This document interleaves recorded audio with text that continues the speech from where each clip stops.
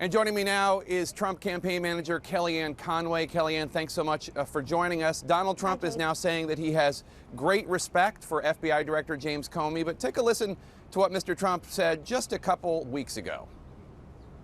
Likewise, they have essentially corrupted the director of the FBI to the point at which stories are already saying that the great, and they are truly great, men and women who work for the FBI are embarrassed and ashamed of what he's done to one of our truly great institutions, the FBI itself.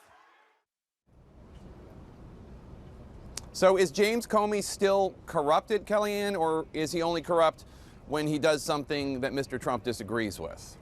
So there are two separate investigations here. First, on July 5th, Jim Comey came out and told the world, Jake, that he was declining prosecution of Hillary Clinton based on the investigation.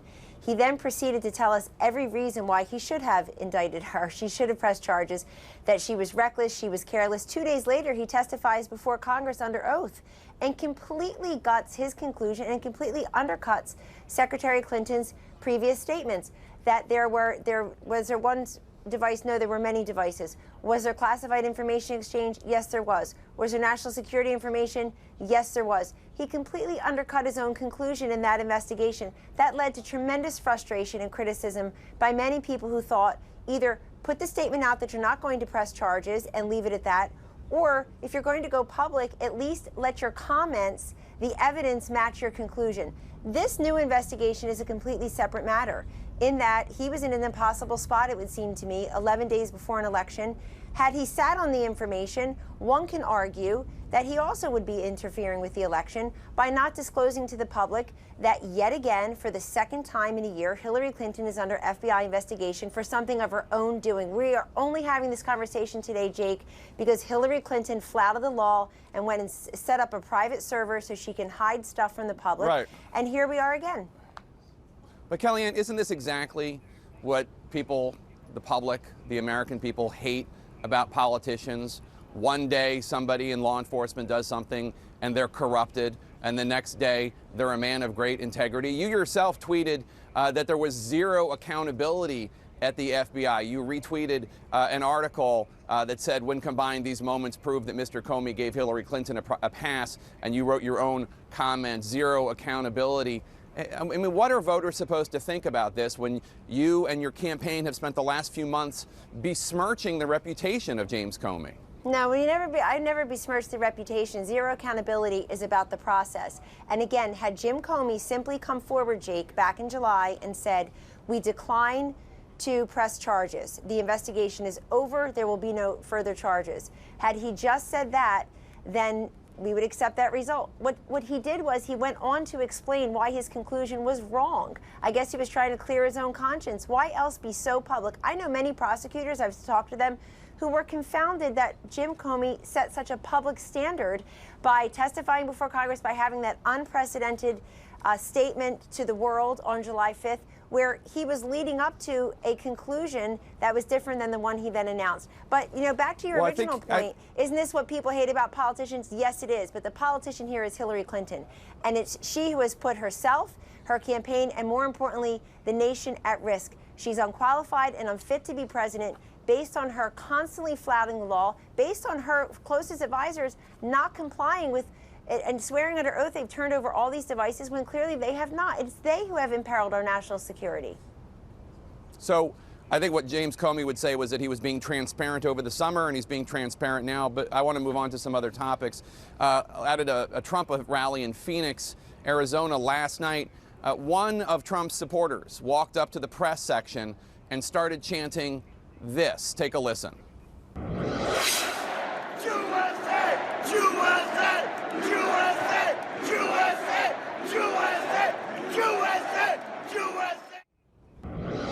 The crowd was chanting USA. He was pointing to reporters and saying, Jew-SA. We have seen a lot of anti-Semites and racists and misogynists who support the Trump candidacy. Wow. Would you call that man deplorable? Wow, yes, I would. His conduct is completely unacceptable and does not reflect our campaign or our candidate. wow, I have to push back on some of the adjectives you just used to describe. I hope you've been to Trump rallies, and I hope that you've seen the tens of thousands. I mean, he's had over 500,000 people easily, over, I think, in excess of that at his rallies. And these are USA-loving Americans who just want their country to be prosperous and safe again. Well, you just suggested that we're just filled with all these other isms, and I think that's incredibly fair. Hillary Clinton surrounds herself with I'm lots not saying of that people. at all, Kellyanne.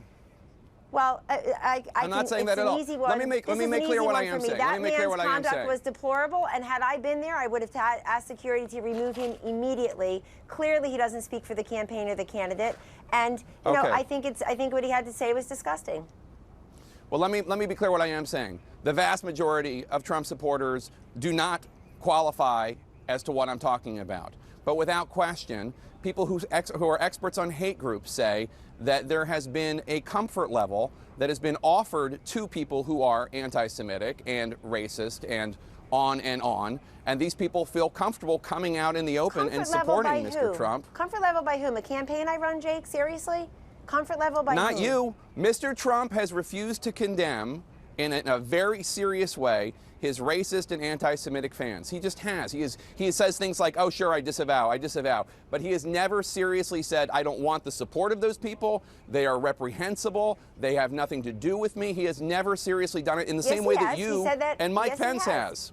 Yes, he has. He has done that. And let me just repeat on his behalf that that's the way this campaign feels.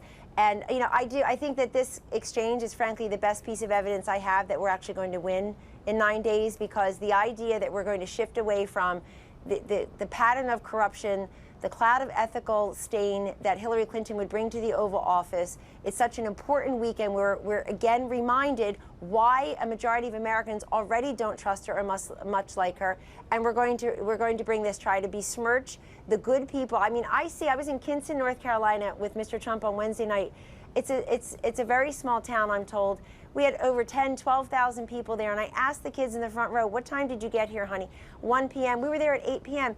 These are people who love their country, and these are people who feel like they're part of a movement, that this is not a typical politician. He's an outsider, a disruptor, somebody who owes nobody anything in Washington, which is why Washington is afraid to have him there, Jake. Please, if you do anything, don't besmirch the good hearts and the good values of the tens of thousands, the millions of Donald Trump supporters who frankly just love this country and believe. Kellyanne, I'm not besmirching. I'm not besmirching. Well, I've just said the vast majority of Donald Trump fans have nothing to do with people like that. I've said that. I don't know what more I can say. And so the point of this conversation is what? The point of we haven't even mentioned Huma Abedin's name. This woman and her perverted husband sexting a 15-year-old girl in North Carolina is now again possibly putting this nation's security at risk. Yeah, and that we talked about that quite a bit with John Podesta. Let me ask you a question about health care. There are real questions about whether Donald Trump understands how Obamacare works. Take a listen to what Mr. Trump had to say in Florida. All of my employees are having a tremendous problem with Obamacare. You folks, this is another group. Is that a correct statement? I mean, you look at what they're going through with their health care is horrible because of Obamacare. Now, after he gave that statement, the general manager of Trump's property attempted to correct the record, and he said 99% of Trump's employees are insured through the hotel, meaning they have private insurance. How can Mr. Trump be the one to replace Obamacare if he doesn't really seem to even understand how it works? He does understand. His employees are the lucky ones, Jake. They actually don't have to suffer under Obamacare, but he's actually talking about the rest of the country, so many who have. He's the right person to repeal and replace it because Obamacare is an unmitigated disaster. It reminds us all how intrusive, invasive, expensive, and expansive the federal government can become in our lives under the guise of helping people. He was in Arizona yesterday and clearly told them their premiums are expected to rise in Arizona by 116%. Will CNN or anybody else ask Mrs. Clinton that today when she's visiting Arizona?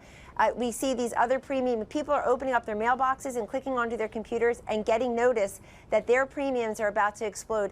It is reprehensible and deplorable, to coin a phrase, that Americans are now choosing between paying the rent, feeding their families, and keeping their health care.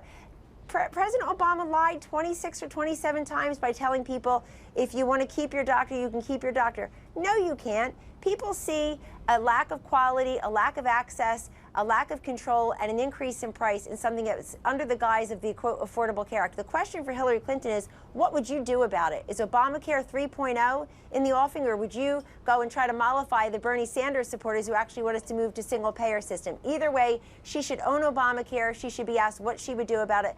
Donald Trump says he would let you compete across state lines to buy your health insurance, much the way you could buy your auto insurance and other goods and services.